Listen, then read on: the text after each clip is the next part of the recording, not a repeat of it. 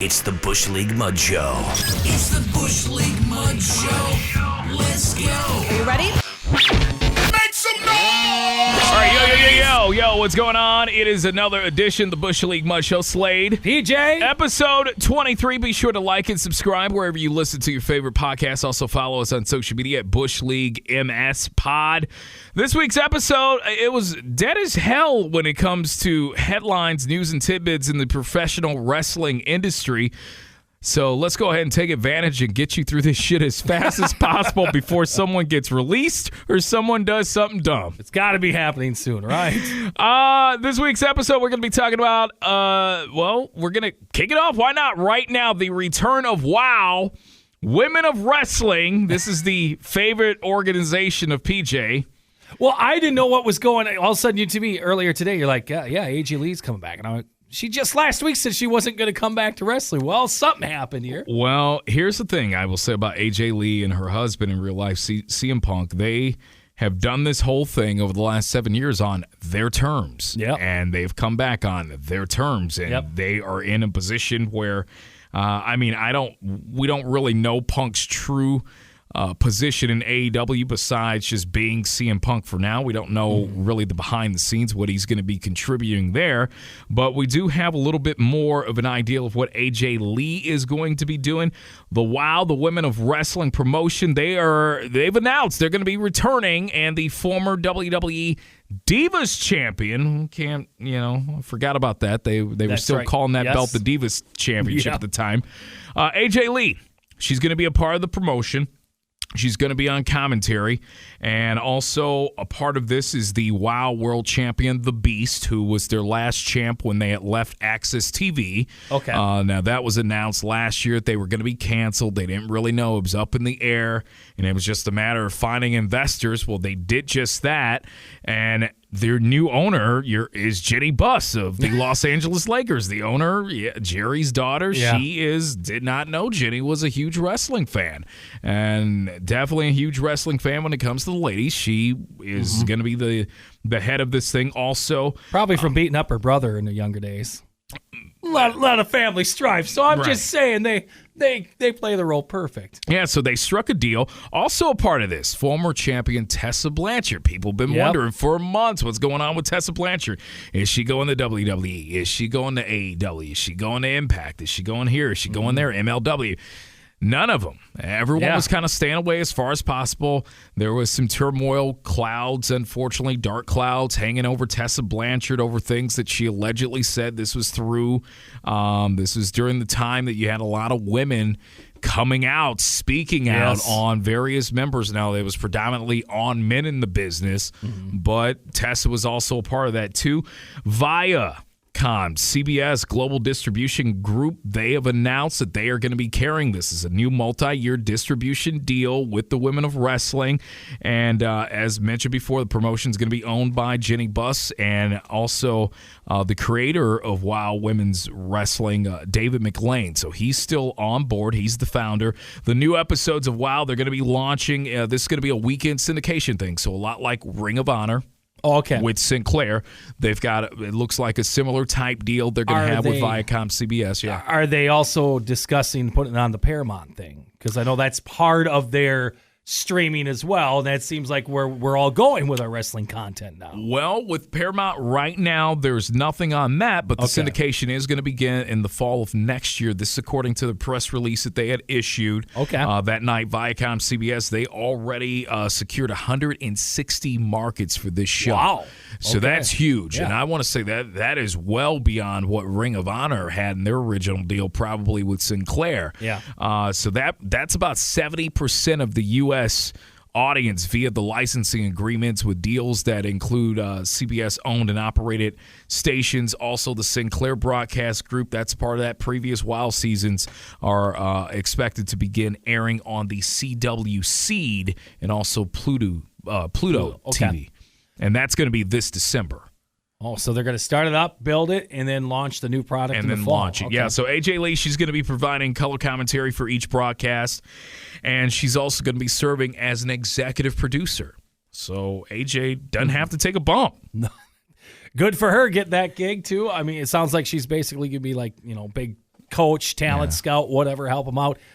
This is big. This is another outlet for the women now that, we've seen, well, if you get bounced from WWE, you're most likely going to either Impact or AEW. And now if you see this is, well, I've got another option here, an outlet for me. And this is just right now women of wrestling. It's just women. That's what it is. Targets for. Don't have to get TV time with the men and all that. So, I mean, this might be a pretty attractive option when contracts come up here. Yeah. Tessa, she was the WoW World Champ from February of 2019, that episode, until dropping the title to the Beast in November of that year. And then it was also announced last summer, as I mentioned before, that WoW and Access TV, they had parted ways and the series went on hiatus until now. And from what I understand, a lot of the talent that was on the roster from before when they were filming seasons had not been contacted back by McLean, so they had been up in the air the entire time, didn't really know what was going on, but they're saying this deal had been in the makings for the last several months. Okay. So a lot of the talent that didn't know what was going on with the promotion, these are also some talent that allegedly McLean wanted them to kind of halt their social media stance in terms of the criticism of Tessa Blanchard. Okay.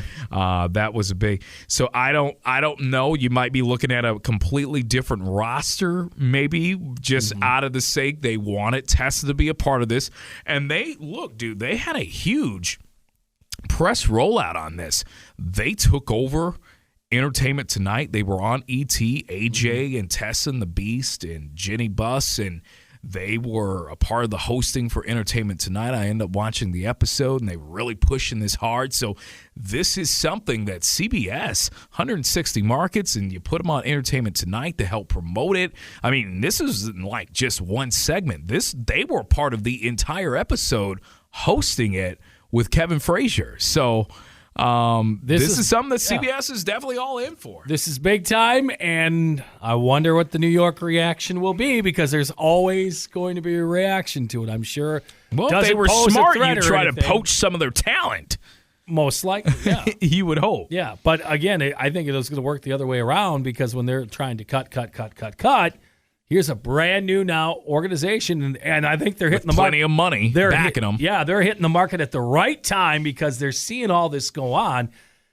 And, Charlotte, she's signed for a while from what I understand. Becky as well, but, others, maybe Sasha, Bailey, get some big names like that.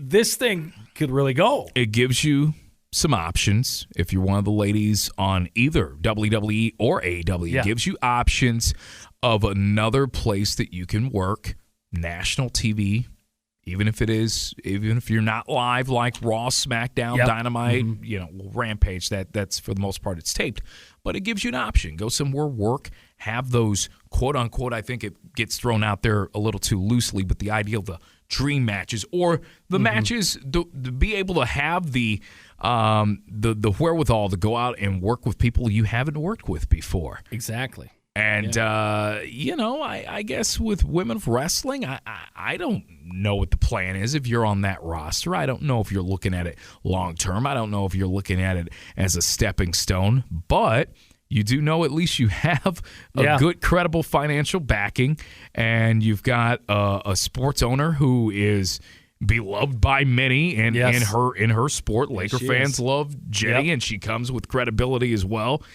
I think it's a win-win if you're leaving and you don't, if you're leaving WWE and you don't want to go to an Impact or AEW or a Ring of Honor or whatever, this is an option. So, yeah, I mean, this is big. Like you said, the big press rollout, this is a big deal. Obviously, they know what they were doing. They got the correct backing to get this thing going. And this is going to be a major thing to see, and they're taking their time, too. They're not rushing the product out January 1st, fall of next year. I mean, that's perfect. Gives them time to build up that roster. And interchange it, like you said, if there's going to be some interchanging on it, or get those time seasoned a little bit more before they hit the air in fall next year. With the one of the other networks, this is going to be network heavy in terms of That's what we're where talking we about are with now. the news and tidbits. Fox is reporting strong numbers from their WWE King of the Ring preview special that they ran last weekend. They say that drew about 1.691 million viewers. That's more than your average Raw. And they sandwiched that, I believe, after the noon kickoff games? Before and after the games. Okay, actually, so it was that they show. aired. Okay. Yeah, they ran that at various times, multiple markets, and the full King of the Ring countdown special, as of right now, it can now be viewed on the Peacock Network through the WWE Network right now. So if you didn't catch it when they ran it on Sunday during NFL On football. Fox, you can watch it on NBC property Peacock. Right. Which, again. So, yeah, it was a 1 hour special. They drew about a .43 rating in the 18 to 49 key demo that everyone's just clamoring for, even though all the numbers are shit compared to what they used to be. But that represented about 563,000 viewers from the 18 to 49. Well, they must, like you said, they must be happy. They did keep some of that football audience there. Not all of it, obviously, because the football audience getting bigger numbers than that. They're getting in the 10s, the 12s for those games. But to keep something over after it, little attention, I guess they're happy with that. Yeah. You think about what SmackDown's doing on app, what, 2s now they're getting there? Yeah. So if you got 1.5 on this weekend special, yeah, I guess you're excited about it. Yeah, the King of the Ring, the 2021 edition, also is going to be including, as they included on that preview special, it's the inaugural Queen's Crown Tournament. They are going to be, they're going to begin this week on SmackDown, this Friday. And which I just thought about it. They've been promoting this as the season premiere. Yes, they have. Even though you're getting the same damn show that you've been watching, that nothing's going to change about the set or the look or anything. It's just and the rosters don't go in effect from the draft for another 2 weeks after that rule came out. So the tournament is going to continue on Monday night's Raw next week, and the finals are going to be expected to go down at the Crown Jewel event in Saudi Arabia on October 21st. So there you go. We're going to have 2 ladies matches, Crown Jewel? As of right now, got that triple threat. Well, as of right now, I haven't looked at there's been 2 matches that have been officially announced, and I don't have that in my notes right now, but there are 2. Well, I know the triple threat for sure is going to be there. With Becky, Sasha. Yes. And, so that's Bianca's going to be there. So that's on there too. But, yeah, if they're doing the final there, that'll be interesting. I guess it'll be a change of times because they could only let, one female singles match go on, and they had to be covered from head to toe from the last time they were there. So somehow they got the Crown Prince to maybe agree to 2 matches, which was interesting. And at the time, too, when they were there last time, Becky Lynch was on fire on top of the world. Your bigger star couldn't even perform there. They're going to have her here this next time. But what did they give them again? Was it Natalya and Carmella? I don't think it was Natalya. I believe it was. I thought it was like Lacey Evans and Natalya. Dana Brooke. Natalya and Lacey. Maybe that's what it was. Yes. Yes.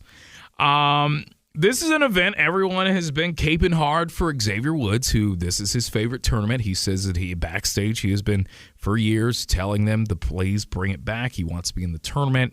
And people seem to think that we should let him in the tournament and we should let him win it. Now, look, I agree. We should allow Xavier Woods to be in the tournament. And I agree, he should at least get to the finals, but then lose. Because here's my thing about Xavier Woods and the King of the Ring. Unless you have something big planned for him, if he were to win this, and what I mean is, you're like, this is a heel gimmick. Yes. Always has been. It comes across better if you're a heel. Unless you plan on, because Big E's gotten his slice of the pie as an individual. Yep. Kofi got his before. Unless you plan on now finally allowing Xavier Woods to kind of carve his little niche as a solo competitor, which would mean And people like Xavier. Xavier, it's hard for him. Even remember when this New Day thing started, they were supposed to be heels. They were heels, supposedly. They were not going to be booed for long because, number one, you had Kofi, and Xavier just didn't come across as a heel. They came across as likable guys. Yes. So unless you plan on drastically changing his demeanor where he maybe becomes a heel, maybe becomes snooty, maybe becomes attitude change, being the king of the ring, something that he's always strived to be, and now he uses this as a power trip or something like that. I think you should just allow him just to go to the finals and do the honors for someone else. I'd allow him in. I don't know if he should make it to the finals though. It depends on. I think you got to keep people hooked. You got to give people something to continue to be drawn into the tournament. Otherwise, you're just looking at a regular King of the Ring tournament. I guess bottom line, PJ, do you even give a shit about it? No. About either of these tournaments? Because the problem is we had the gimmick on Corbin for so long, and now he finally lost the crown, 3 months ago? Yes. And now we're redoing the damn tournament where I don't care about it. I really don't care. I know they're really doing a good job trying to build it up. I don't give a shit. All right, moving on. I just don't. NBC Universal, which is over USA Network. USA Network recently responded to the declining ratings of WWE NXT, which is now 2.0. The first episode of WWE's it might be the rebooted damn ratings suit. Well, they'll never get a 2, but it might be 0.002. Yeah. The first episode ended up drawing an average viewership of 717,000 back on September 14th. And honestly, I'm surprised they did that. But of course, a lot of people were kind of interested in what it was going to be. Didn't really do any kind of increase at all in viewership. Just they drew a few extra who were curious. I'm sure there was a drop-off after the first few segments where you just didn't know who the hell these people were. Unfortunately, the show drew in just 632,000 fans this week. That is the second smallest audience that the show has seen since being on USA, or at least moving to Tuesdays back in April. Brandon Thurston of WrestleNomics, he then pointed out that the median age of viewers watching the show was 62, which is by far the oldest for any WWE program in quite a while. So nursing homes is watching this shit. I mean, what? 62. That's your demo? Obviously, it's not ideal for a program that, according to Andrew Zarian of the Mat Men podcast, shout out to him, they're trying to target a younger audience. That's what they're looking for out of NXT. Zarian said, quote, spoke to a source this morning regarding NXT's direction and what the expectations are. Zarian tweeted, quoting a source from the USA Network, quote, this is all to bring a new, younger viewer who is connected with pop culture and trends. Needless to say, the demo numbers are disappointing, but we are hopeful this is just a bump in the road. Now, Sean Ross Sapp also recently posted a report on Fightful Select, which Zarian helped contribute to, stating that USA Network officials reacted positively towards NXT's 2.0 new direction, especially regarding the debut episode, and that the changes have included of course, a completely different presentation from inside the Performance Center and an increased focus on wrestlers trained at the PC over wrestlers who built their names on the indie scene. We haven't talked NXT 2.0 over the last week or so, but I guess we could just touch on it real quick. Here's the issue with NXT 2.0. I don't mind the direction they're going. I really don't. Here's the uphill battle they're facing right now that they did to themselves. It was a drastic change. You go from 1 week with whatever few remaining familiar faces that you had on the NXT promotion. You went from that to all of a sudden just a bunch of new faces the following week. And a lot of them, I mean, it was something, look, we got to be fair. We criticize AEW for the same thing. You want us to care about these new people, but we're not really getting any substance. We're just seeing them in the ring, and some of them were losing matches. There's no video package. There were really no vignettes to really promote. And NXT 2.0, they're guilty of the same thing. It's just too many new faces all at the same time so soon. And I think that's really what's hurting them. So in your mind, you're trying to play catch matchup, although they're not really giving you much to work with. I mean, you could see it on Braun Breaker. You know that's a Steiner. Yes. He is a guy that's going to be the flagship. He's going to carry this show until they decide to call him up to the main roster. But after that, you got a few familiar faces here and there like Ciampa or whatever, but they want to slowly, gradually move on from them. And we're just thrusting more and more people on live TV every week. That's another thing. Yeah. And we've seen some of these matches. Some of these matches, too, so far, been a little rough. Yeah. Doesn't help that you have some of their successful groups or, better-known names. You called them up. You called up Hit Row, the whole damn group, to SmackDown. So now you lost them. Zia Lee from the women's division, she's now gone as well. I'm surprised they didn't call more up the way you were hearing things about this and that. So, Austin Theory's gone. Just read a report, too, about Gargano. He is starting to basically delete everything WWE NXT that he has mentioned on his social media account. So there's another guy that has been on the programming that, not a worldwide name that just the ordinary Joe is going to know about, obviously. But for those that have been watching the program for a while, and he's if a you want to name. continue, it's one of those familiars because, they're not doing a good job of building these new people up because the thing is, you don't know who any of these people are. And this used to be the bread and butter of WWE. When somebody knew, now obviously they were coming from a different territory. They knew what the hell they were doing, working or what. But when you saw Ted DiBiase come on with the cape and the $1 Million Man gimmick, they did a great job. Before he even hit the ring and did anything, they did about a couple of weeks, about damn near a month, 2 months vignettes.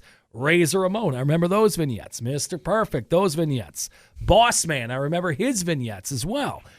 The vignettes, they're just rushing them into the ring now. The African Dream with the Slickster. Yep, Slickster, all that. They did a great job of getting you prepared because then when you saw them for the first time, you've already had 2 months of, oh, yeah, that's who that is. JEFFJARRETT. Yep, from the Jeff Jarrett, yeah. From the Opry when they snuck in and did it, from what I understand. They had no access to that building. So, they're not building them up correctly. They're just throwing them in the ring, cut a promo in the ring. No, do the vignettes. They're training on the spot on live TV. Yes. And that's something I don't want to see. And a lot of these characters, if it wasn't for Braun Breaker, Rex Steiner, I don't know. I know there's Parker, the other guy, that little guy that looks like Brock. He's not there yet, but I'm waiting for them to put him up there because he's a damn beast as well. On the main roster, that is. Not on the main. They premiered him this past week, but they've repackaged him and given him a different name already. See, that's already. That's the issue. Parker. That's right. They cut his hair. He's now Harland. What did they put him on? Whoa, he debuted this past week on NXT 2.0 as Harland. Oh, he's got a new look. See, that's what they screwed shaved me his up. head. That's what they had this thing about shaving people's that's fucking heads in the promotion. See, I thought they were going to let him keep the name. Well, obviously, I should have known better. And yes, the haircut, because now he looks just like fucking Otis a little bit. They cut his hair too, and it's just like, guys, you've got a couple names here. Let's build it up the old-fashioned way, vignettes, and then people will know who they are when they hit the ring the first time instead of, who the fuck's this guy, and I don't give a shit. Yeah. And that's what's happening right now. Yeah. Rey Mysterio out of action with a medical issue that right now they're not commenting too much on in terms of exactly what it is. The WWE roster. Obviously. They were down in San Juan, Puerto Rico on this past Saturday for a live event, and it was supposed to feature a match of Mysterio against Universal Champ Roman Reigns. However, Mysterio got pulled from the show at the last minute. 6-man tag match involving the Bloodline, Finn Balor, Cesaro, and Drew McIntyre was booked instead. Fightful Select Sean Ross Sapp is reporting that Mysterio was pulled from the show due to an undisclosed medical reason. Sapp didn't know the severity of the issue or how long Mysterio's going to be out for it, though it was noted that he was at SmackDown this past Friday for night 1 of the WWE draft. It was teased that I guess backstage creatively, they had approached him multiple times about a possible split between he and Dominic. He is very defiant about not wanting to do that. He said it a big part. Yeah. And we told Sports Illustrated in an interview earlier this year that he signed the new contract, and part of that contract, this is his last go around, and he made it clear up front that he wanted this to be based around working with his son. My guess is work with him until that contract is starting to run out and then do the split, but build him up a little bit more, protect him as much as you can. Hey, I can't blame him. You see what goes on in that organization. They split up tag teams, shit goes downhill. And, Bray would still be the star of that tag team. I commend him. He wants the best for his son. He's doing everything he can to make sure he's learning everything in the ropes, because Dominic, again, he's just learned no NXT for this guy. I know it was COVID times and he was doing empty arena shows, but it's been getting pretty good fan reaction from the crowds out there. I think, eventually when, maybe a year or two when Ray's contract's coming up, I think that's when the split will happen. But, you don't need to do it now. I know you hate the thing where he jumps on his back and carries him down to the ring and all that shit, but it ain't going to last forever. So I'm with Ray on this one and trying to protect him as much as he can. Well, I can't wait for the day that you start hopping on your I'm dunking on his ass already, so I'm going to. Back in the day, you remember Kenny from the Spirit Squad, Kenny Dykstra. Okay, yes. He has rejoined WWE as a Performance Center coach. Yes, former WWE, if you want to call him superstar, Kenny Dykstra. He is, this is according to Mike Johnson of PW Insider. He's been working at the training facility in Orlando the past several weeks. He worked with the company between 2003 and 2008.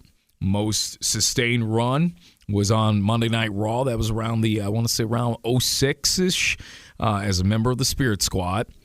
And they thrusted those guys into a nice angle with DX. It was a little goofy, but it fit for the time, and it fit for them getting DX back together at the time. I was going to say, isn't this when Shawn Michaels had to face God?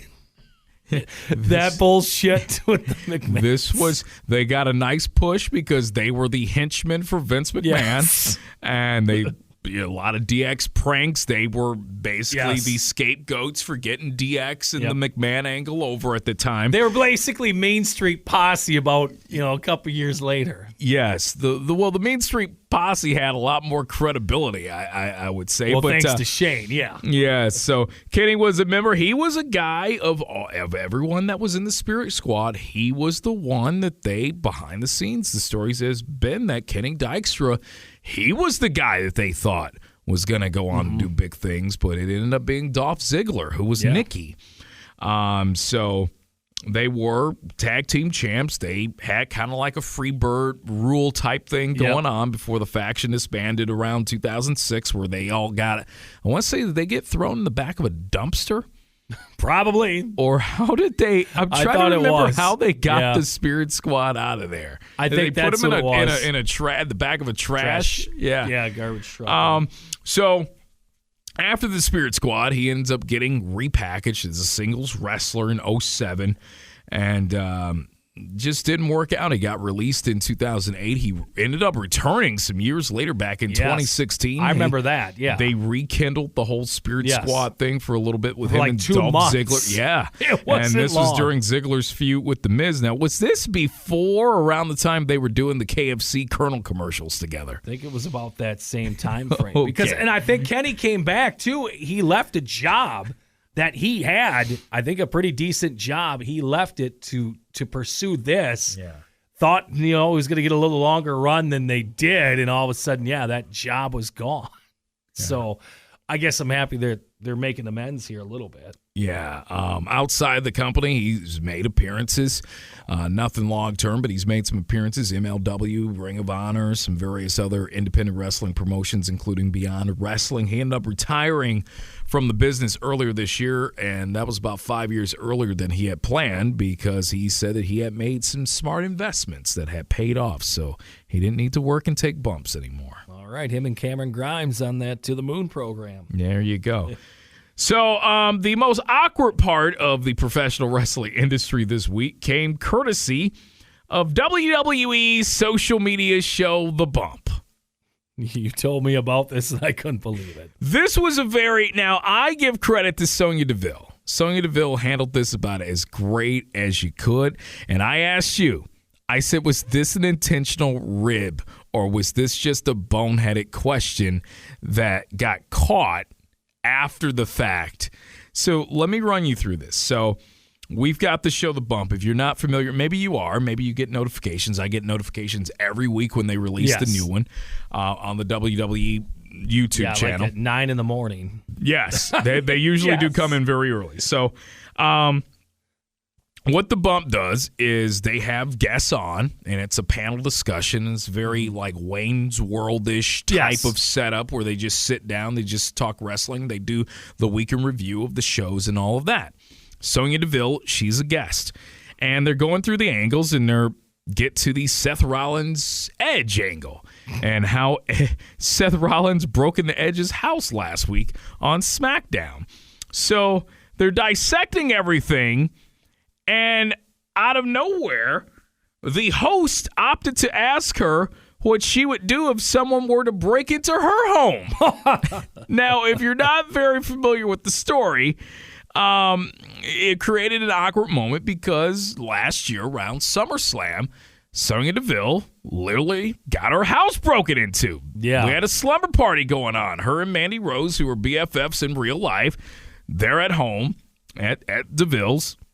And this was supposed to be, they were working a match at SummerSlam. This was a big angle. This was a big angle. There was a hair versus career on the line in this match, and they're spending the night, or Mandy's spending the night with Deville, and a man claiming to be a fan broke into her house, and the invader, apparently waited outside and stalked for an extended period of time, watched him through the window. They ended up, thankfully, managing to escape, and the cops got involved. Now this guy is going to end up serving some time. So, yes, this was a very awkward moment. I don't know if you've seen this yet, but I thought it was, awkward, but also I'm thinking to myself, like Edge, Sonya actually called the fucking cops.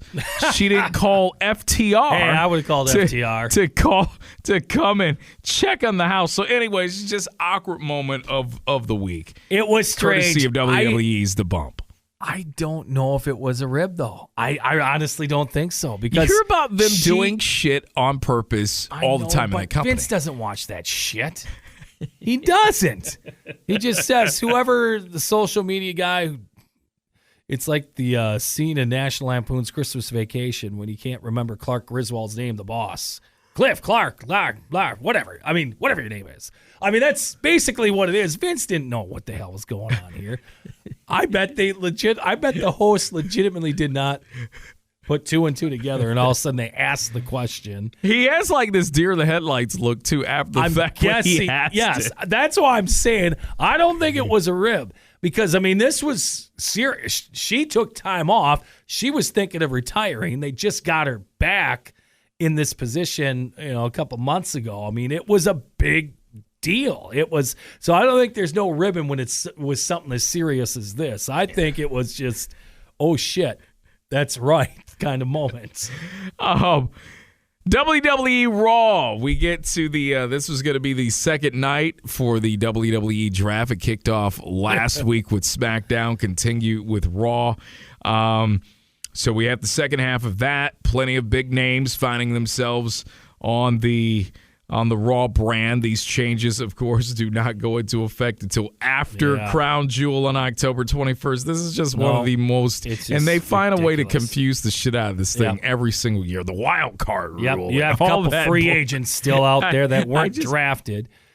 You would think too, like the draft order. You wonder if this is like real NFL, how many GMs would get fired because you're like, why the fuck are they taking them this high?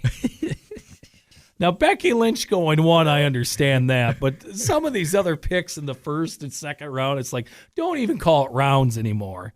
You're just embarrassing yourself, especially when some of them Like, they go ahead of some of the big stars. And Yes. you're like, what the fuck are you talking about? Yeah. Crown Jewel also landed 2 new matches during Raw. We found out Big E is now going to be officially defending his WWE Championship against former champ Drew McIntyre. This is going to be McIntyre's final match before moving over to SmackDown. So he ain't winning. Correct. And Big E's going to be moving over to Raw. Yep. Bobby Lashley and Goldberg agreed to a rematch from their SummerSlam clash. This time it's no DQ rules, and I told you, and we both said at the same time, we're absolutely fine with this match because it doesn't fucking involve the world title. And again in the promo, we're killing people. We're killing people. Goldberg again. I'm going to kill you. So all right, so we're back to killing people here. This Raw. Saudi's known for that, so hey. we just got censored over there. This was in Nashville. So, as mentioned before, the draft concluded. More talent swaps. The second and final night of the draft. First overall pick, SmackDown Women's Champion Becky Lynch. She's going to be moving from SmackDown to Raw. Raw then picked up several big names. That includes her baby daddy, because they ain't married. Seth Rollins is going to be moving over. Finn Balor's going to be moving over. WWE also announced that they had selected Olympic champion Gable Steveson, who recently signed with the promotion. Yeah, and still needs to be trained to be a pro wrestler. He's going to be defending his national title while also training. Mm-hmm. There's going to be a ring set up on the campus, from what I understand. He's got access anytime he wants of the Orlando campus for the Performance Center. I thought about this a little bit more, too. Yeah. And probably why he went to Raw, then not Fox and SmackDown. NBC Universal has the Olympic library. Fox does not. There would be a big-time fucking licensing deal going with that. So after thinking about that, I'm like, makes sense. If they are shooting him to the top, they can have all that Olympic footage. They can have all that. They don't have to worry about fees and doing all that. So I think if hopefully they do good by this guy, because I think he is going to be the next big star. Probably with Brock in 3 years at WrestleMania, I would predict, if they can get it right. Yeah. Becky Lynch, she ended up opening the show. She announced that she was going to be the night's top overall pick. So is this tampering? Could we consider this to be tampering? It was tampering. And I miss individual I miss that. Yes. I do miss like the Heymans and the Bischoffs and Steph and all them. Yeah, because now with the 2 authority figures making the announcements, who have no authority. No, they don't. They have absolutely none. I miss the actual GMs bitching and moaning about Teddy Long, player. Teddy Long. It'll be a tag team. It's going to be a 13.5-man tag team. The Undertaker. And Undertaker's all pissed that he's on SmackDown. Yes. Yes, so she made that announcement. That meant that SmackDown Women's Champion had been drafted to Raw, just as Raw champ Charlotte Flair is moving over to SmackDown for Fridays. Flair came to the ring to address Lynch after Lynch suggested that she might need to win the Raw title as well. This drew out Bianca Belair, who wondered why she was being ignored, probably because Bianca, well, you've been losing lately. Unfortunately, yes. No fault of your own. Lynch suggested that a match between Bianca and Flair, she suggested this match is the main event, which, again, the authority team that has no authority. You can just come out, make your demands, and they will just make the matches official on the spot. Yeah. I mean, that's all it is. They're like, yep, go in the ring. Yep, go do it. So, Bianca... Unless you're Naomi. Unless you're Naomi. Then you got nothing. You can't get a match. Bianca Belair, she ended up defeating Charlotte. This was via DQ, though, after interference from Becky. She was down at ringside doing part of the commentary. After the back-and-forth match, Belair, she ended up hitting Flair with the kiss of death. Seemed to have had the match won, but then Lynch had to be the hater. She got off the headset, pulled Bianca Belair from the ring, attacked her. The attack continued until Sasha Banks then ran in to attack Lynch. So that's what ended the show.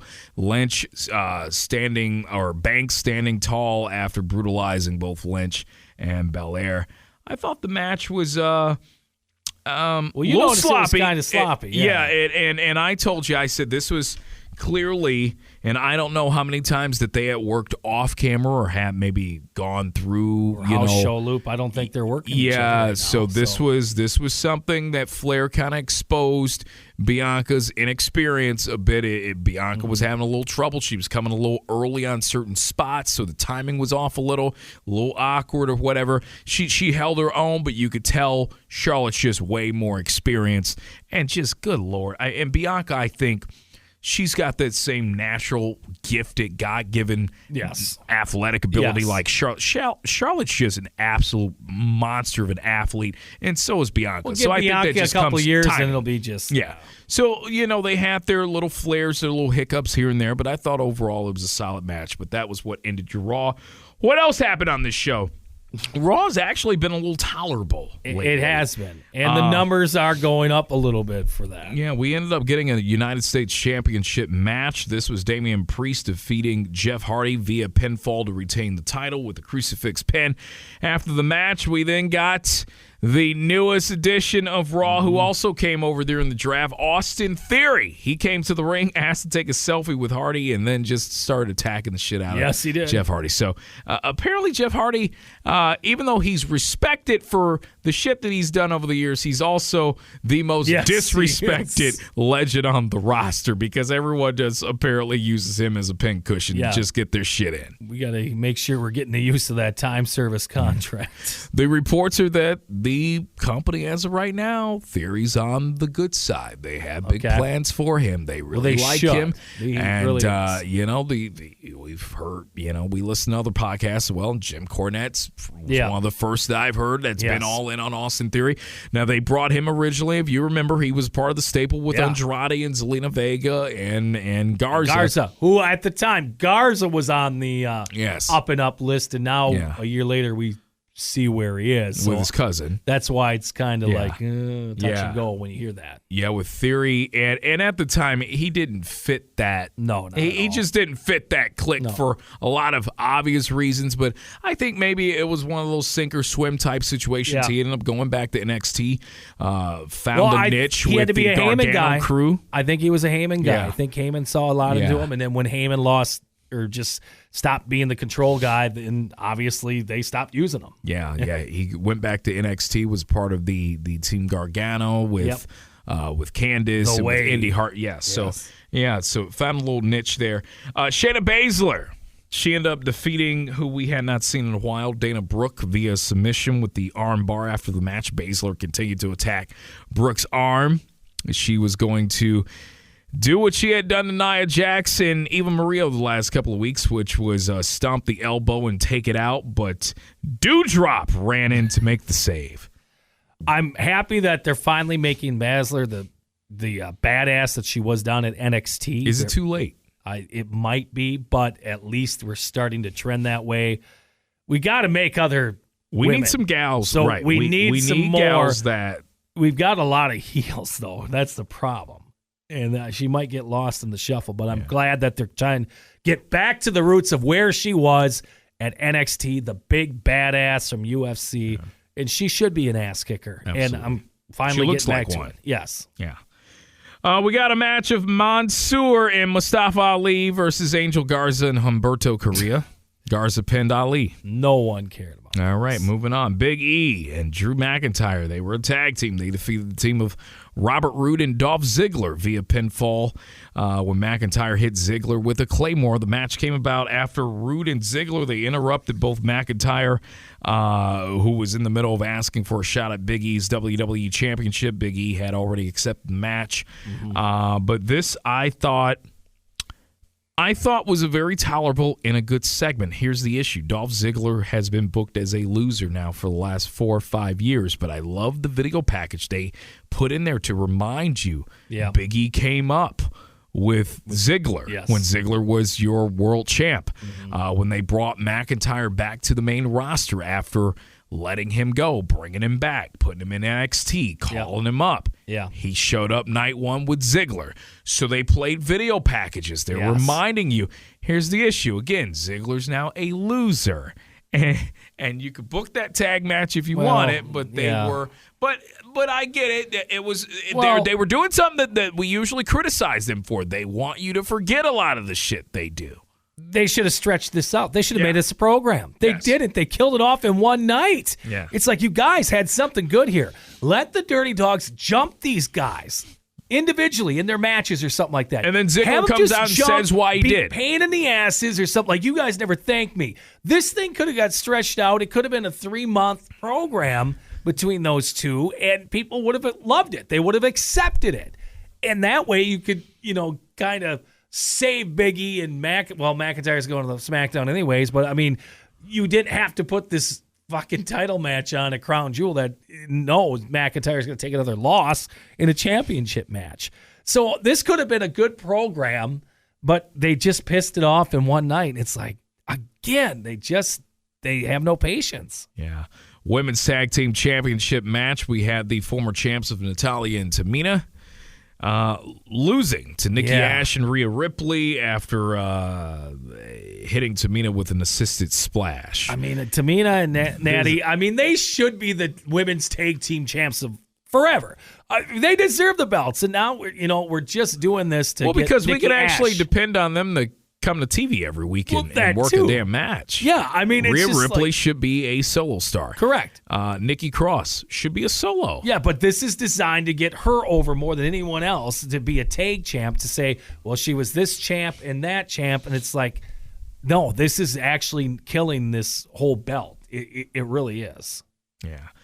Bobby Lashley, he ended up agreeing to give Goldberg the match that he wants at Crown Jewel. Goldberg came to the ring, and look, last couple of weeks, I haven't minded Goldberg. The week before, he did his little promo. I mean, if you take out the killing part, I thought Goldberg came across. He wasn't yelling. He wasn't screaming or anything like that. But, he came down to the ring to, again, claim Lashley, attacking Gage, Goldberg, and... they're trying to sort this whole thing out about it being a misunderstanding. And the difference between that and the intentional act. Go ahead. Yeah. Just saying this. You know what? This whole thing's missing is MVP, and I know he had the surgery and whatnot, but we still can't, roll him out there or so. Just heaven forbid if he's really in pain. I am selfishly saying I want MVP out there, but especially when MVP was the one that had Lashley drop Gage at SummerSlam, saying, "Hey, he's a little kid." Yeah. So we're kind of missing that here too. But you brought up a great point too.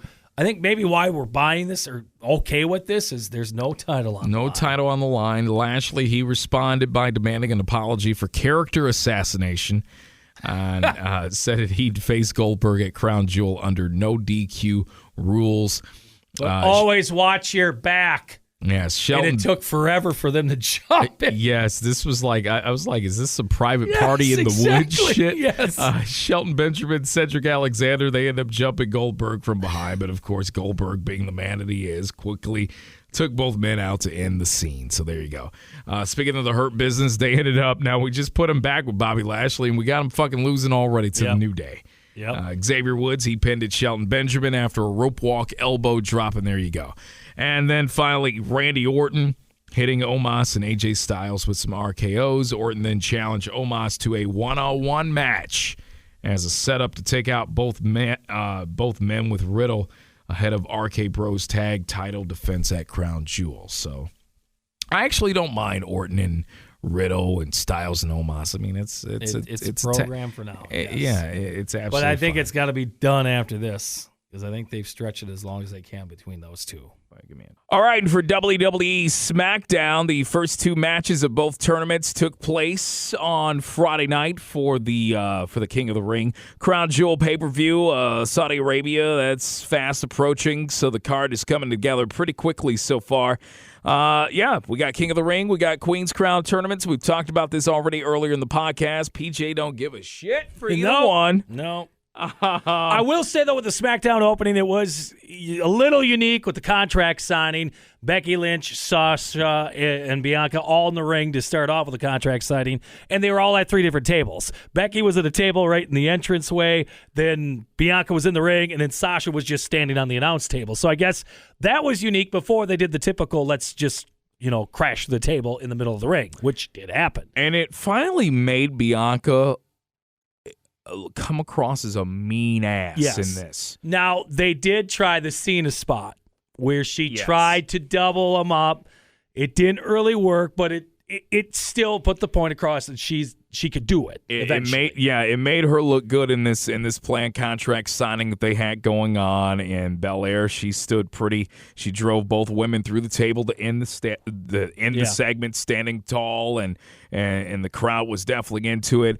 As far as for the King of the Ring, we had the first 2 quarterfinal matches.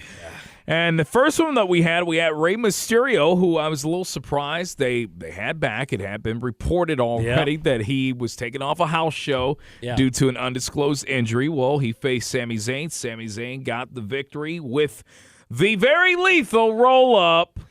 Before the match, Zayn, he approached Dominic Mysterio backstage and told Dominic that he believed that he was better than his dad. And then Zayn took the early advantage, threw Rey into a ring post. Dominic made his way to ringside to watch the match, and then Zayn removed the turnbuckle pad, and Dominic attempted to reattach it. Rey began arguing with his son before Zayn shoved Rey into Dominic to set up the roll-up to win and advance in the tournament, as you were going to say. Well, I'm just saying, we talked about this earlier, and here they are. They are jumping with the separation already of Rey and Dominic. Way too early for that.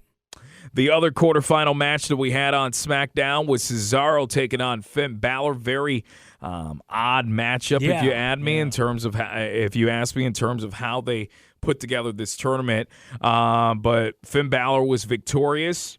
The 2 veterans, they had a pretty straightforward wrestling match for the most part. There were no very little in the high spot department. I mean, it was pretty straight, bare bones. Balor won clean with a coup de grace with the win. Balor, he's going to face Zayn in the semifinals on next week's SmackDown. The match I thought was, it was solid. I gave it about a B. Yeah. Now, we get on the women's side. None of this made any sense. Well, none of it. Nor was it good. Let's just call the shit what it is. Yeah. We had a Queen's Crown quarterfinal match of Toni Storm versus Zelina Vega. And the burying of Toni Storm is official. Zelina Vega defeats Toni Storm with the code red. Yeah. Extreme short match. You would have thought this was the Divas era, dude, where they get a minute and a half, 2 minutes. Basically, Toni Storm, her pre-match vignette coming to the ring was basically almost damn longer than this thing. And they were trying to really build her up as she was heading to the ring. Gave her a little backstory. Yeah, her mom loved 80s rock music, and she was like, doing that whole thing that she loved this, music and this style and all that. So they were really trying to sell you on Toni Storm, and all of a sudden the match and the result, and you're like, well, what the hell? Now, I know we've talked about, King of the Ring, Queen of the Ring. It's a heel gimmick. But I thought Toni Storm was going to the finals in this thing, and she's out just like that. No. The other quarterfinal match on the Queen's side, we had Carmella defeating Liv Morgan after clotheslining Morgan on the top rope. Carmella again wore her bedazzled carbon fiber mask in this match, if that's what you want to call it. She nearly finished the match about seconds in with the code of silence. Morgan was able to briefly fight back before Carmella was able to connect with the clothesline on the top rope to score the pin. Both women's matches, and this has nothing to do. They were both drizzling shit. And I got to say, with that Carmella mask, I swear to God, they went to the museum or the warehouse. They found Tanker's old Phantom of the Opera mask, and they just bedazzled the shit out of it. I swear that's what they did. Whatever. What else happened on the show? Oh, yeah, this guy named Roman Reigns that carries this show every single week.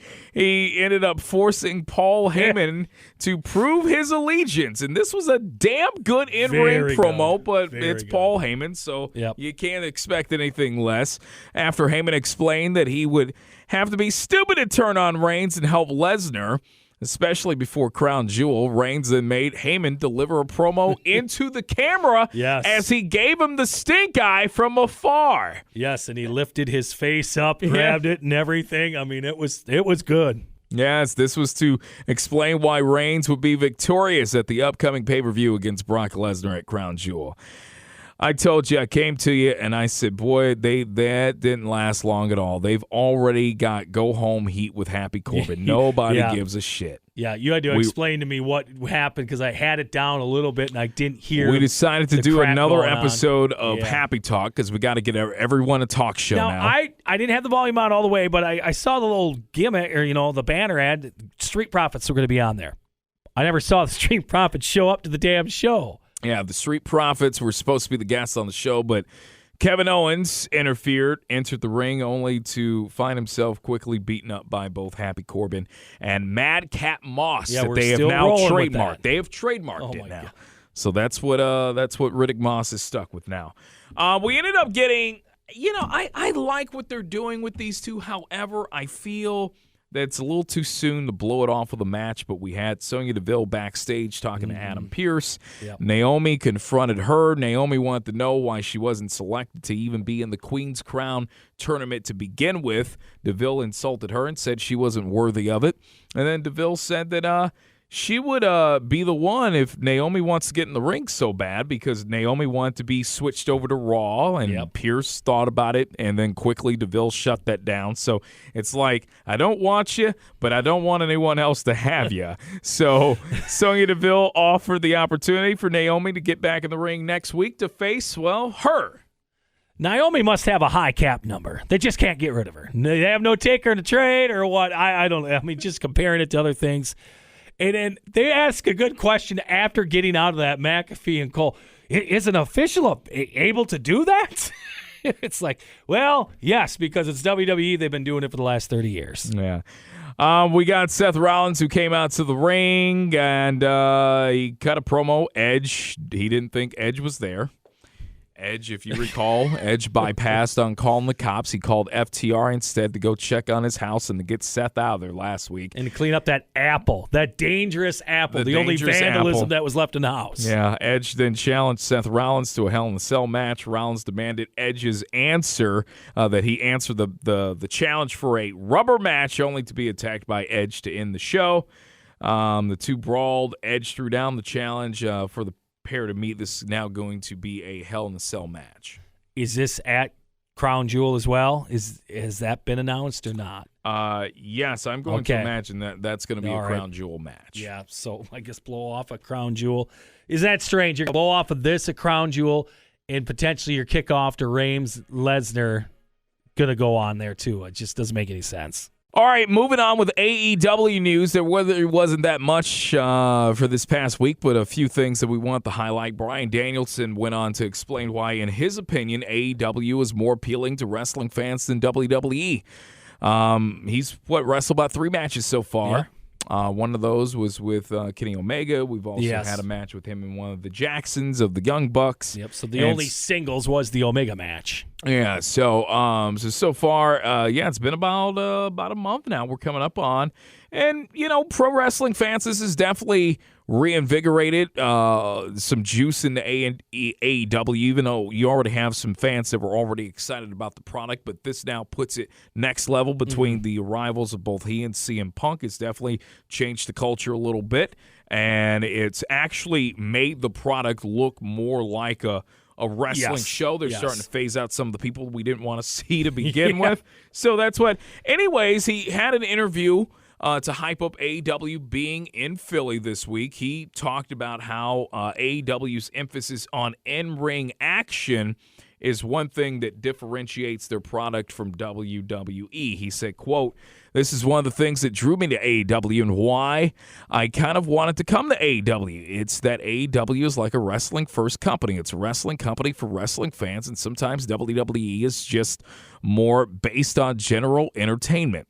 They want to reach as many casual viewers as possible, where I think AEW is like, hey, if you love wrestling, here's this. But also, even if you're not a wrestling fan, we're putting on wrestling, and the wrestling itself is going to bring you in. You know what I mean?"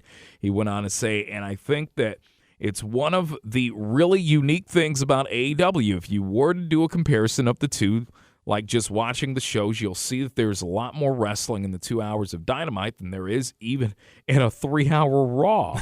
And sometimes there's more wrestling on an AEW Dynamite show than there is in Raw and SmackDown combined. Yes. Yep. So that's one of the things that drew me to it, because as a fan, I mean, when I was in high school, everybody loved The Rock and Steve Austin. They were my least favorite people because all they did was talk.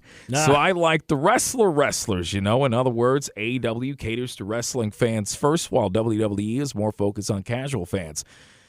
I guess for you, do you think Bryan Danielson's comparison of the two companies, if it's right on the money? I mean, he said that AEW is catering to the wrestling fans first. I think everyone's wrestling fans. If you're watching the product now, you're a wrestling fan. However, they have a niche. Yes. They have a niche audience. Yes. And my thing with AEW, and I think they're on the right path, I like that there's competition. Do I still see it as a war? No, because you have a company in New York that's a well-oiled machine, that's established, that's a publicly traded company that – even with the shit product, they're still pulling in massive amounts of money. That payday they're going to get for Crown Jewel. I mean, you know what I mean? So stuff like that. Yeah. But I think in AEW's case, it's all about now, what are you guys going to do to expand the audience? Well, yeah, they're at a crossroads. I want to see really AEW draw twos. I want to see AEW draw 2.5 threes. What are you going to do now to expand on that and get people reinvigorated and back into watching wrestling? You got that opportunity now with Danielson, Punk. Yeah. These are some guys that were part of 6-7 years ago, part of a different that you can look back at now and say, damn, man, even that was different then compared to what we have now. You got some people, think about that, during the Daniel Bryan Authority angle at that time, Raw, believe it or not, they were drawing 3.5s. They would kill to have those numbers now. And so look at the drop-off. You've got people that left it, quit watching. So what can you do to get those people back into it? Yeah, I mean, I think they're on the right track. The problem is with the AEW crowd or the fan base, they have, like you said, they've got different niches where you got the New Japan lovers, then you got the Gorilla Pro lovers, and if you try to go more mainstream, they're going to shout, scream, and kick, and then you've got all these dividing factors. So it depends which direction they want to go, who they're going to piss somebody off. And I think Tony Khan, he's afraid to piss off some of his fan base, but he's just going to have to, because you have the big stars. You're loaded right now. You're ready to run with the big boys. And you've got to unleash them. You got them roll, and you can't really get pinned down by these other smaller, and I'll say smaller groups of AEW fans saying, well, we got to do this more. We got to do this more. We got to highlight. No, you got to highlight these stars right now. Yeah. With AEW Dynamite ratings, they dropped again, and it's most likely with everything that's going on right now, this is that time of the year where even though baseball is ending, there is still World Series that's going to stretch through the month of October. NBA is going to start back up. The NHL season is going to start back up. Nobody can compare with football in this country. Exactly. So it's only going to get worse. Dynamite, they netted just over 1 million views for a .37 rating point in the 18 to 49-year-old demo. They always gloat about those numbers are down from last week's 1.1.5 that they did in those in that category. That ranked them 4th place in the key demo. They achieved very impressive ratings and viewership numbers throughout the month of September, October, as we just talked about. It's been a down note. You've got Major League Baseball. I mean, these are do-or-die playoff games. You've got... but again, I don't think that's the fan base that's going to even give AEW a damn second of their time. They're watching Dodgers-Cardinals at that same time. They don't care about AEW. What also doesn't help them, we talked about the NHL. There's already scheduled bumps of their show due to the NHL coming Rhodes to on Turner. the top now, I see, is now already going to be flipped to Friday nights. Yeah. They're no longer going to be on Wednesday nights after Dynamite. So I don't know if that's a precursor to what the ratings were or what, but all of a sudden I saw that with the Dynamite tonight. I'm like, oh, I thought that was always going to be on after Dynamite. Well, no, they're already transitioning that off of Wednesday nights. So It's going to be interesting here if they can grow. I think they're going to go through, they're going to have like some numbers. I think they'll still be in the million range with what they've got now, but don't expect it to be a lot more than that. This is tough. Moving on with AEW news, Dr. Britt Baker, DMD, she had been recently talking about the interest that WWE had showed with her. And after the Adam Cole signing, she had pretty much put it out there. Fightful was told months ago when it was expected that Cole's WWE contract came up was the belief that Baker, her contract was up as well with AEW, and that they would try and make a play to land her if she was available, and as maybe also as a pawn to kind of keep Cole. Baker, she ended up signing a new contract with AEW, and Fightful was told that there were some formal conversations that never took place, and that WWE never even made any kind of call. Now, Tony Schiavone has told this story that Terry Taylor made a call about Britt Baker, and he had to tell him to F off. Yeah. But yeah, so I mean, look, did they probably put the feeler out? Absolutely, most likely. They'd be a fool not to. But it was because of the contract up for the boyfriend. She in the right place right now? Absolutely. Yes. It's been fun to see her continuously evolve and to see what she's doing right now. They tried to push her as the babyface, and I think that could have worked.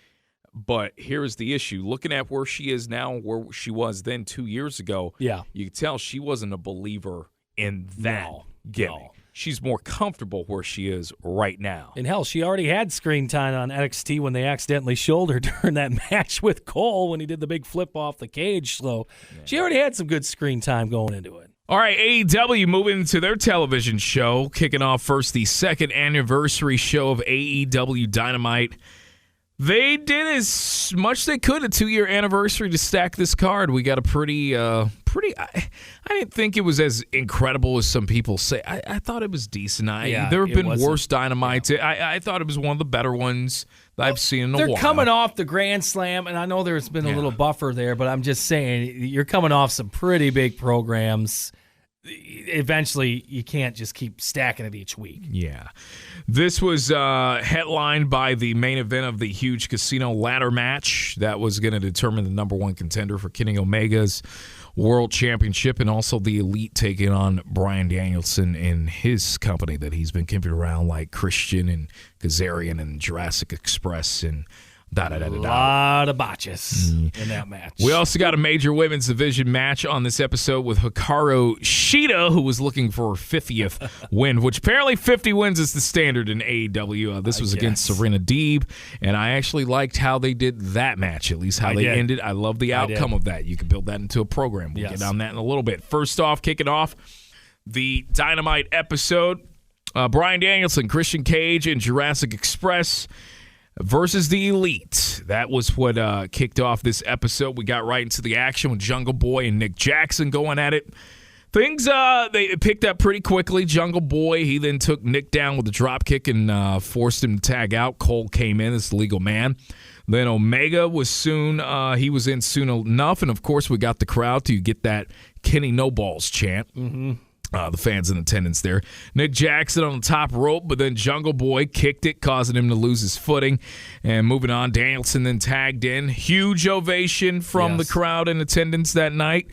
Danielson's all over Matt Jackson before tagging Luchasaurus in. Things broke down, so the Young Bucks then hit Christian Cage with an indie taker on the floor, which was just shit. One of the sloppiest. And we talked about this, and I'm like, are we at the point where the Bucks have they're just playing up and just rolling. Tapping. They're rolling with the punches and just going with the fact that people think they're just goofballs anyway. Well, so remember Jericho was doing this shit about a year ago, kind of like that? Yes. I wonder where they learned it from. I just putting it there. Yeah. Doc Sampson was checking on Christian on the floor. I mean, if you get a chance to watch this clip, this was absolutely very long brutal. And brutal. The Elite, they were all over Jungle Boy. We then saw Danielson and Omega in the ring. Danielson got the better of their exchange. Danielson then hit Omega with the Tiger Suplex before locking in the cattle the mutilation. Yes.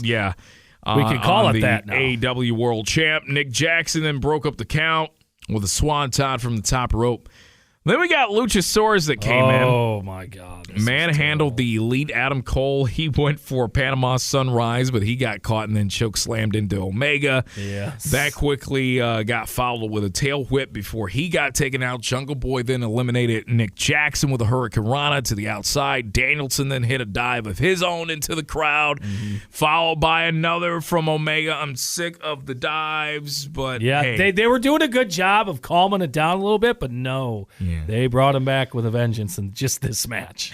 We got Adam Cole was then going to follow him, but then he decided to pose for the crowd instead. Yeah. That's where Luchasaurus cut him off. The Elite then ended up outnumbering Luchasaurus. And they this took is him where out. one of the worst spots of the year happened. Turned their attention to Jungle Boy. He got hit with a Panama Sunrise by Cole. Danielson broke up the count, but then taken out by a triple super kick. Jungle Boy then got hit with a 4-way BTE trigger, then pinned by Adam Cole for the win. You're missing the quadruple attempt to powerbomb Luchasaurus. I'm going to let you talk about and that, Omega fell on his ass while two other guys just sat there and looked at him. This was just fucking ridiculous. Where's Don Callis? What's Callis up to? He's not think there. Yeah, and then you had had all the guys on the outside too that just cluttered the shit out of us. Yeah, it's just too much going on. I just keep saying that as long as Omega is the champ, then for me to take him serious as the champ, and I don't mind Omega being the champ. Yeah. But just give me him and Callis. Yes. Yeah. Everybody already knows he's part of the Elite, but he is the world champ. He is the king of the mountain right now. When you put him with the Elite as a whole, it comes across very goofy. Yeah, the booking again. You just came off that great match, him and Danielson. It was a draw. Why are they even attempting to touch each other right now? Omega should be the chicken shit heel. I don't want to face. I don't have to prove anything. I went with him. I'm not stepping back in this ring with him ever again. I gave him his match and all. That's the shit. But now we're getting him into 4 tag matches and all this, and it's just. It's too much right now. And I know you've got all these new stars and you got all the dream matches you want to do, but again, there's nothing wrong with a one-on-one. I know Adam Cole's only had one-on-one match so far. I want him away from this goddamn group as far as possible. At least he got the pin in his hometown. Did you hear all the Ben Simmons slander from the crowd that night too? Not loving him.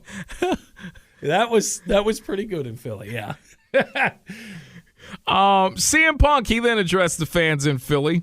Yeah. Where he had lived for many years, working in Ring of Honor. Yeah. Thanked them for being behind him for so many years. He recapped how he spent a lot of time in that city early on in his career, and then he called out Daniel Garcia, challenging him to a match that we're going to be seeing on Rampage, which we'll get to here in a little bit. Cody Rhodes and Arn Anderson, we got a video package out of these guys. This is coming off the heels of Arn Anderson letting you know what he'll do with the shotty if you try to get his car. Your brains out. Yeah, we got a video package recapping some of what went down with Cody and Arn from the previous week. Then we got a brief clip of Anderson outside of Rhodes' house. Oh yes, this was good stuff. Go ahead, sir. It was good. They had the burn barrel out, and I can't remember. It was a silk tie or something like that. And he's telling him, "Well, you got to burn this." I don't know. And all of a sudden, Arn whack slaps him right aside the head. Then he burns it. It's just like, okay. Arn has broken down Cody. He's just Arn's bitch now. It's funny. You go from the lovable head coach character on the outside with the Perkins menu. Perkins Denny's menu, looking for that grand slam. Just a jovial coach on the outside to now he's my bitch, and I'm gonna make him do everything he needs to do. So. Well, speaking of Cody, he and his wife, Brandy, they have this show, Rhodes to the Top, the previous week, episode 1. They cut in live to let you know that Bobby Fish was going to be making his debut on Dynamite for this show, for the 2-year anniversary show. And he was going to be challenging Sammy Guevara for the TNT Championship.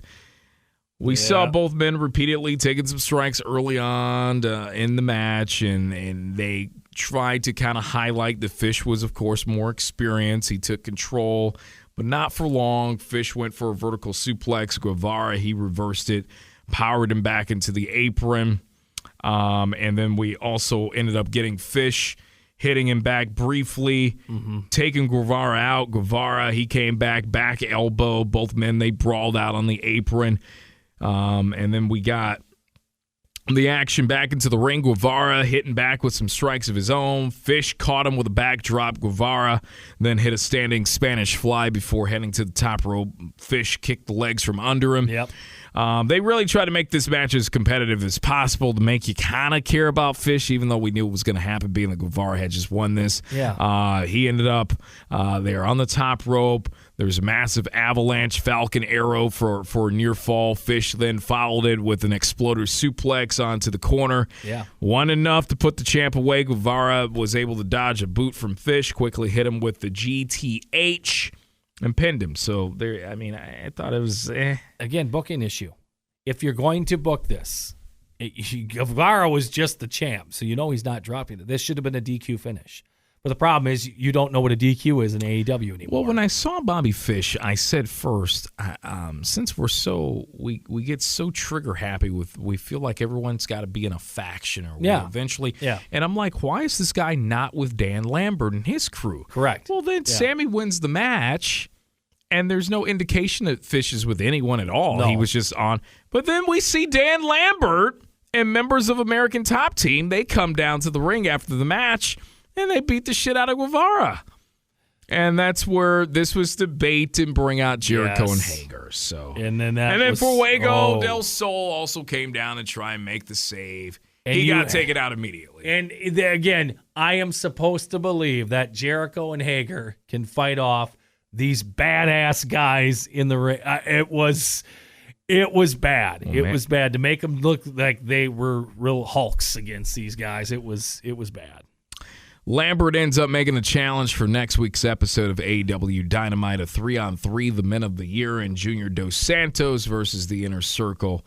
And then, end scene. Lambert talks some other ish and gibberish, and I'm just kind of already the Lambert thing. I'm kind of starting to get over it. Yep, it's lost. It's luster now. We got Tony Schiavone and Aubrey in the ring. This was talked about all day leading up to Dynamite, to the 2-year anniversary show. And I thought they were going to call Tony Khan down to make the announcement, or I thought it was going to be a video. Yes, but no. The announcement with Schiavone in the ring was that they're going to add one more belt to the staple for AEW. This is going to be the TBS Championship. Very funny. But this is going to be a women's belt. So we already have a very weak women's division to begin with. Yes. And we're in good hands with the current champ. Mm-hmm. And you can't go anywhere but up at this point. I think you only need one belt just because you're not that deep in the division with credible talent. Yeah. So why not? Let's just fuck it. Let's just add another belt. Well, I thought this was going to be the trios announcement because we keep hearing about that damn trios belt and how you've been featuring your top talent in trios matches. I thought that's where we're going, and all of a sudden it's the women's belt, and I'm like, women's TV title. Okay, I guess the men have got the TNT, so this will be the working belt. This will be the Ruby Soho belt. Okay, so I mean that's, or whoever else you could sign next, because there's no one else on that roster right now that'd win it. I mean, right now they're not ready for it. So they made the announcement the first champ will be crowned via a tournament that has not been announced yet. Well, it should be. The damn show doesn't come on until January. Yeah, so AEW is going to be moving to TBS in early 2021, January. So there you go. We ended up getting Darby Allin addressing MJF's comments from last week. Mm-hmm. We saw MJF try his best to get under Darby Allin's skin, taking some shots about the drunk uncle who passed away in a car accident when Darby was a child in the car. MJF, he had failed to get a reaction out of Darby, who just walked away. We got a backstage sit-down interview with Jim Ross and Darby Allin. Darby commented on MJF's words from the previous week on Dynamite, saying that the incident with his uncle had shaped who he was today. Yep. He then added that he had met people like MJF before and would not let him get under the skin. Now, this would not be the last of Allen and MJF during the show. I was a little irked when it actually went down, thanks to the commentary team. I'll get on that in a little bit. Yeah. We followed that up with a match that had already been advertised. It was going to be up next anyways, which was Darby Allin versus Nick Camarado. Yeah. On Dynamite. Darby made his way down to the ring and... Well, this was my problem. You just came out of that package. It was a powerful piece. It was a very good, well done piece with Darby and JR. I bought into the whole Darby thing. And then you have Nick Camarado just beat the shit out of Darby on his entrance. I'm like, you just came out of this great package like that. Let the guy have his full entrance, get the pop from the crowd. No, you have this fucking beast of a guy beat the shit out of the 150-pound guy. I mean, really? Yeah, we ended up, they had Camarado look strong early on in this match. Fans were, of course, behind Darby. Struggled to make his way back to his feet. Camarado, he tossed Allen to the corner. Locked, he looked like he was in complete control. He charged at Darby. However, he crashed to the turnbuckle. Darby quickly utilized the opening, heading to the top rope. Hit the coffin drop, pinned Camarado for the 1, the 2, and the 3, and then we just... Yeah. Oh, jeez. We just can't get away from this fucking guy. Is this because we had another Rhodes to the Top episode that was going to be playing after Dynamite? He and Sting, Darby Allin that is, are celebrating in the ring. Mm-hmm. And then QT Marshall... Made no sense. Sneaks up from behind and hits a diamond cutter on Sting, who... did not sell this shit one bit. No, well, why would he? Sting ain't selling shit. He ain't selling for your brother in AEW. No. Unless your name is Punk or Danielson, I'm not selling for you. The Stinger gets up immediately, took QT out with a Scorpion Death Drop. There you go. I mean, this QT shit's got to stop. The guy with the bowling shirt's going to hit you with a fucking diamond cutter. Yeah. We then got Dante Martin, who was in the ring with Tony Schiavone. He took the mic, said that he had shown what he could do inside the ring in recent months. He put out a challenge to anyone on the roster. Mm-hmm. Lights go out. Yeah. Lights come back on. And who do we see? We see Malachi Black, who's behind Dante Martin. Yep. Black. Martin turns around. Black then hit Dante in the face with the mist and took him out with a pretty nasty-looking spinning heel kick. Did. So there you go. And the crowd popped. Again, they are trying to force it so hard that Aleister Black is this badass guy that you should be booing, and they tried to do it with Dante Martin, who is a great babyface, inspirational guy to get behind. This crowd in Philly, they loved Aleister Black. They love him all over the place. Stop forcing the issue on this. It's just not going to work. This is kind of an Austin reaction he's getting right now. I mean, it really is with this crowd. You ain't going to get him over to be this bastard heel. They're going to love him. We got some members of Team Taz. Ricky Starks calling out Brian Cage. Called him out, saying that he would challenge him to a Philly street fight before saying that Cage wouldn't turn up to work. The Machine's music then hit. Charged down to the ring. He was all over Starks, took him down quickly, and then we saw Hook and Powerhouse Hobbs run down to the ring and pull Starks out of the ring. So this isn't far from over. No. Thunder Rosa, Sky Blue, Ruby Soho, and Jade Cargill, they all gave their response for the introduction of the TBS title. All of them wanted to become the inaugural champion. This kicked off with Thunder Rosa in the back cutting a promo about that. Jade's promo was pretty good. Actually. And the initials on it. That bitch, what was it? Was going to be TBS. Yeah, I mean, she pinned it in there, but it was funny. We ended up getting our match that we had just out of the blue the previous week, just ran a video package for to promote that we were going to get Hikaru Shida going after her 50th win versus Serena Deeb. And this, go ahead, sir. No, it's just the whole cosmetics. You're going for your 50th win. You won about 48 matches on YouTube channels, but here you go with the 50th win. You know, going into it, the way they were building it up, you knew that it was just something was going to happen. And then when they brought that damn fucking crystal trophy out, I'm like, really? But again, as it went on, it got better. And she was in there with someone who's a good worker. I didn't think this was by any means going to be a bad match. I think she was one of the better workers on the roster, and Serena Deeb's a damn trainer. It was just the overhyping of the 50 wing thing. Yeah, so she was looking to become the first woman to win 50 matches in AEW. Both women, they went toe-to-toe early on in this match. Sheeta took control, headed to ringside. Sheeta then set up the chair. And I was like, wait a second, Sheeta turning heel? When did this become a hardcore match? Well, she was going to do a maneuver, but then Deeb tossed it under the ring. Back inside the ring, Deeb then took control of the match. He hit Sheeta with a series of uppercuts and then got her into an abdominal stretch in the middle of the ring. This ended up transitioning into a snapmare. Sheeta trying to escape the hold. Deeb had it locked on pretty good. And then eventually she finally broke out and had a front face lock that was put in. She spun Serena around, and then that's when Sheeta then hit a missile drop kick for a 2 count. Deeb quickly fought back. Octopus hold that Excalibur called it. Before going for the detox, Sheeta then blocked that. Deeb rolled her up for a near fall. We had some very good-looking finisher-type maneuvers, but they were getting 2 counts out of it. I just felt for 2 experienced workers, we didn't really need that. I guess if this was a pay-per-view match, fine, whatever. It's kind of become the norm. But for this, knowing where we were going to go in storyline, and we'll get to that in a little bit, I just thought it was a little excessive. But then we got Sheeta. She hit a knee strike on Deeb. She rolled out of the ring. Sheeta got a little careless, rolled her back in. Sheeta was about to get back into the ring. Deeb caught her with a dragon screw, followed it up with the detox. Sheeta managed to kick out, but then Deeb locked on the Serenity lock, which forced Hikaru Shida to tap out. So, and then afterwards, the plaque that they were going to present Sheeta with, once she won the 50th win, which she did not accomplish on Wednesday night, Serena Deeb then took it, got back in the ring, and popped her right in the face. She presented it to her. A Lifetime in the Face Achievement Award. There you go.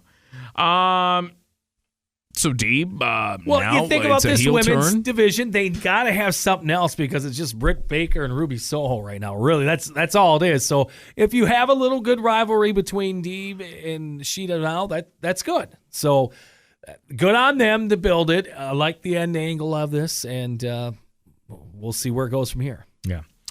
We ended up getting Darby Allin in the parking lot. And you loved this, didn't you? Well, the execution at the commentary team, I just thought it. completely just killed the mood of this shit. I mean, we knew what it was, but yeah, Darby Allin, he's backstage. He's doing an interview. He got informed that MJF had challenged him to the match next week on Dynamite. Why we have this match on Dynamite? No idea. You'd build this up for a pay-per-view. But yeah. Darby, he accepts. The limo pulls up. And then Allin gets his ass beat by members of the Pinnacle. We knew it was the Pinnacle, but the commentary team had no problem telling you, that's the Pinnacle. We know that's MJF. That looks like Wardlow.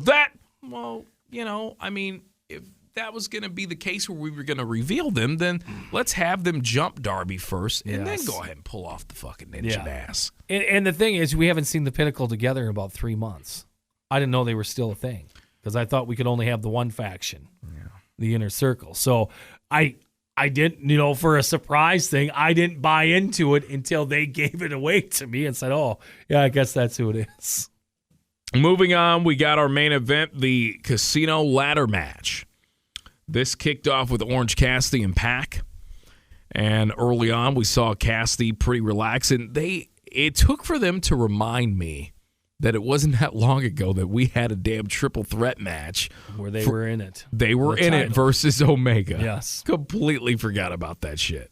That was in May. Not too long ago. Yep, it was in May when that happened. So Cassidy getting under Pac's skin, hit Cassidy with the tilt-a-whirl backbreaker before tossing him on the outside of the ring. Pac then quickly brought the ladder into the ring. Cassidy pushed it out before going for the DDT. Pac blocked that, hit a suplex, and then Andrade comes down as the next participant. We move along. Andrade and Pac, they already have a score to settle, so we got to get that shit in.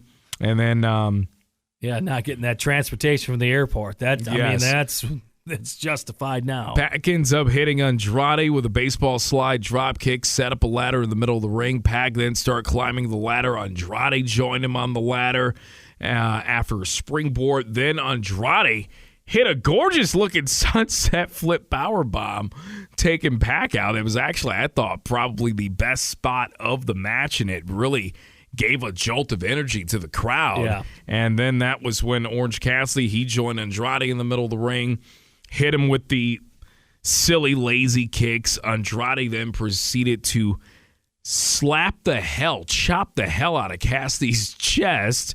And this actually put it over. Cassidy actually got over with me by doing the scissors takedown and all the maneuvers with the hands in the pockets. I actually popped for that. I was fine with it. Yeah. Whatever. The tornado DDT actually that he pulled off with the hands in the pockets. Mm-hmm. Number 4.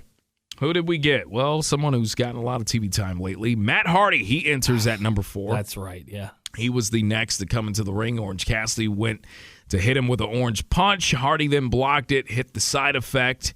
And then moving on, we ended up getting some action during the break with Andrade and Matt Hardy on the outside or at ringside. Pac took them both out with a moonsault. Number 5, we get Lance Archer in this match. He comes down. No Jake once again, who's recovering from a foot operation. But Archer's in a position now where I guess he really doesn't need Jake. But it's all good for Jake. He just signed the new deal. Yes. So he gets to sit at home in DDP's basement here for Getting the next. that foot surgery paid for. Nice. There nice you and go. easy. Yeah. So he ended up choke slamming Cassidy onto the apron back in the ring. Archer then went for a blackout on Pac, who blocked that. And then he got taken down with a shoulder tackle by the Murder Hawk Monster. Archer then took out Matt Hardy with the helicoaster. And then Archer then set up a ladder in the middle of the ring.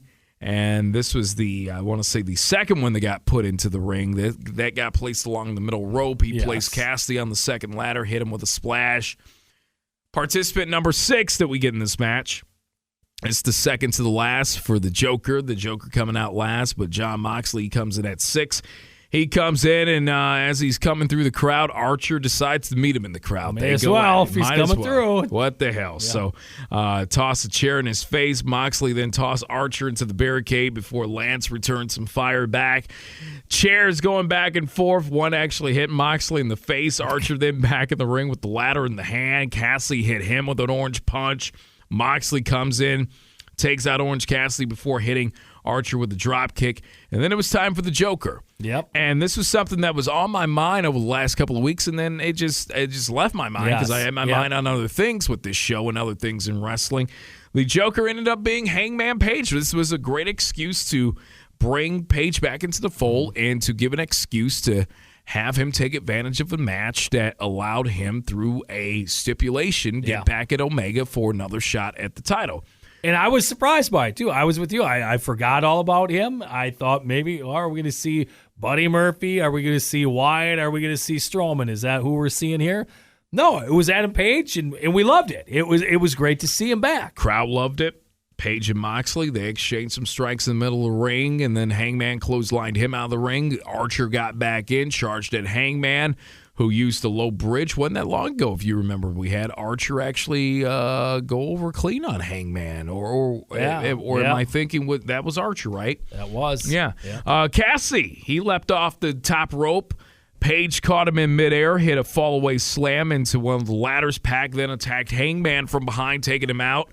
And this was a match, actually, everybody got to touch everybody. Yes, they did. It wasn't, you didn't have guys being lazy, sucking up wind on the outside. Everyone eventually touched everyone. I just got a problem with the concept of this match. Okay. Why don't the first two fuckers in the ring just say, hey, we got a 50-50 shot. Let's put the ladder up and just climb up and get the son of a bitch right now. Right. Why do we wait for all these fuckers to come down? Right. That's my whole thing while I'm watching this. I'm like, the first two guys should just say, fuck Let's this. just have a one-on-one. We'll both climb up the goddamn ladder. We'll exchange forearms. Whoever the hell falls off, sorry, but we've got at least a 50-50 shot of winning. That's better than all waiting another 2 minutes for the next guy to fucking come in. That's what this whole Casino Battle Royal ladder match, I never have understood that. Yeah. Well, you could also say that about the Royal Rumble as well with the first two contestants. Well, Why remember, don't we though, you got to get to 30. Okay. So, I mean, you got to still go you through gotta 30. still go through. With yes. the ladder, the damn thing's hanging up there. So, shit, prop that up. And then funny thing is, then you'd see 5 fuckers running quick to the ring. Like the 24/7 title. Yes.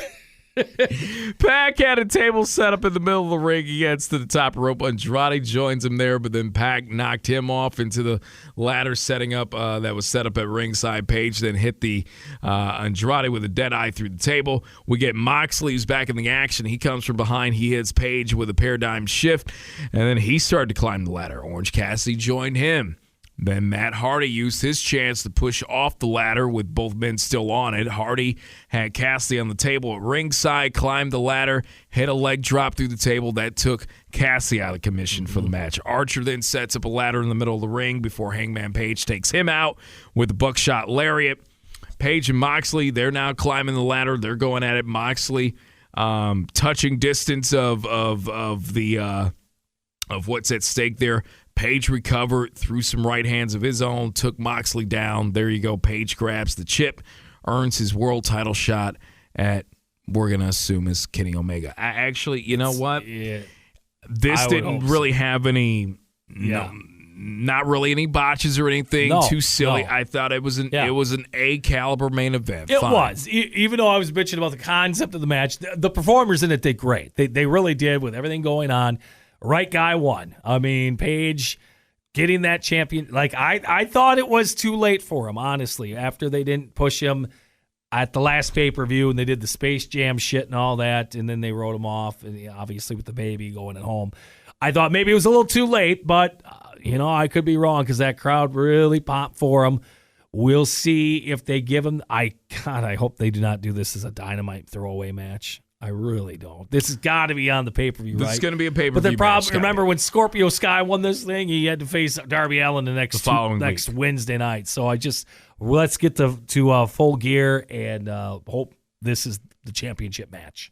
All right, there you go. That's your Dynamite review. Now, should we end this thing right now and get all lazy and just run through AEW Rampage? I mean, we could go a little extensive. Yeah. Didn't really wow us. We had CM Punk go what felt like a damn hour with Daniel Garcia, who was with 2.0, who he called the Nasty Boys little kids. That was pretty funny. That was good. Punk defeated Garcia via the submission with the Anaconda Vice, and Punk was also back to wearing his old tights that had the Chicago Stars on the side of it. Moving on, we had a World Tag Team title match in which the Lucha Bros, they defeated the Acclaim to retain the titles. There was a Ben Simmons reference in Max Caster's rap. Of course there and was. Also a reference of Arn Anderson's gun promo from the previous week. So, look, man, the Acclaim, they're over big time with me. Yeah. Max Caster is definitely over big time with me. And then we also had Jade Cargill, who defeated Sky Blue after the match. Cargill, she ended up attacking Blue. Thunder Rosa came out for the rescue to save and chase Cargill off with a chair. So I will say with Jade, this is becoming her show. She is they're starting to feature her. Yeah. Not saying the work's great, but at least they're letting her shine a little bit on this more than Dynamite. And then in the main event, we had Ricky Starks, the FTW champ. Not that belt really means shit to us, but Ricky Starks defeating Brian Cage in a Philadelphia street fight. Your thoughts on the match? It was garbage. Okay. Literally, they had a bunch of garbage cans in there and everything else. It didn't make a whole lot of sense, and he was bleeding at the end of it. All right, good enough for me. Yeah. We just breeze. Just like that, you got your Rampage review from us.